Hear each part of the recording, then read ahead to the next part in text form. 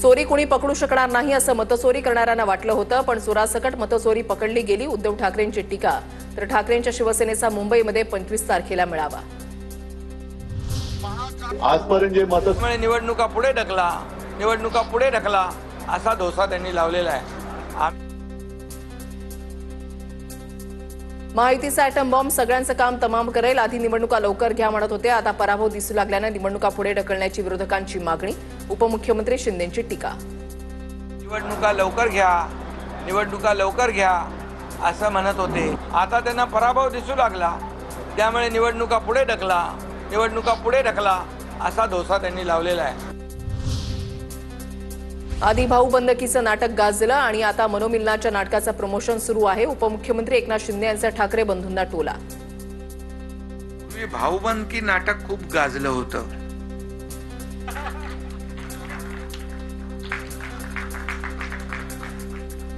आता मनोमिलनाच्या नाटकाचं जोरदार प्रमोशन सुरू आहे.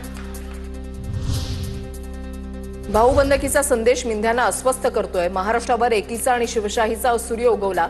मनोमिलन नाटकाच्या टीकेवरून राऊतांचं शिंदेंना उत्तर. भाऊबंदकीचा जो संदेश आहे तो संदेश त्या मिंध्यांना अस्वस्थ करतोय. वाद संपले, मतभेद संपले, भाऊ एकत्र आले, कुटुंब एकत्र आली, पक्षाचे कार्यकर्ते एकत्र आले, भाऊबंदकी संपली. आता या राज्यावरती एकीचा सूर्य उगवला, महाराष्ट्रावर शिवशाहीचा सूर्य उगवतो आहे. भाऊबंदकीचा संदेश मिंध्यांना अस्वस्थ करतोय. राज्यातील सर्व नरकासुरांना जनताच चिरडेल. संजय राऊतांकडून उपमुख्यमंत्री शिंदेंचा नरकासूर असा उल्लेख. हे जे नरकासूर इकडले आहे, जे गोव्याला जाऊन पूजा करतात त्या नरकासूर बरं का, तर त्यांचं हे बॉडी पेन होणारच त्यांना. तसं ह्या नरकासुराला, महाराष्ट्रातल्या या सगळ्या गद्दार नरकासुरांना चिरडलं जाईल जनता या राज्याची. आज नरकासुराची जयंती नाही, तर श्रीकृष्णानं नरकासुराचा केलेल्या वधाचा दिवस. जनता तुमच्याच अहंकार सुराचा वध करणार. नवनाथ बन यांचा राऊतांवर पलटवार. श्रीकृष्णाने नरकासुराचा वध केला होता. जनता जनार्दन रूपी श्रीकृष्ण तुमच्या अहंकारासुराचा नाश केल्याशिवाय, तुमच्या अहंकारासुराचा वध केल्याशिवाय जनता राहणार नाही. आमच्या प्रश्नावर फक्त निवडणूक आयोगानं उत्तर द्यावं. भाजप उत्तर देत असेल याचा अर्थ आयोग आणि भाजपची ही मिलीभगत. राऊतांचा आरोप.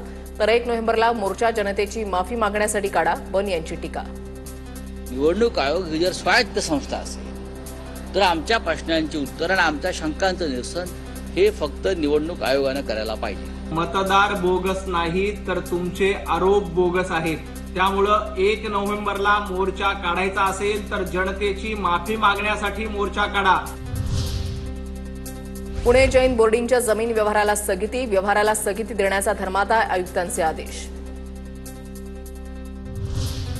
पुण्यामधल्या जागा गिळणारे जाग्या मोहोळ. ट्विट करत धंगेकरांची मुरलीधर मोहोळ यांच्यावर टीका.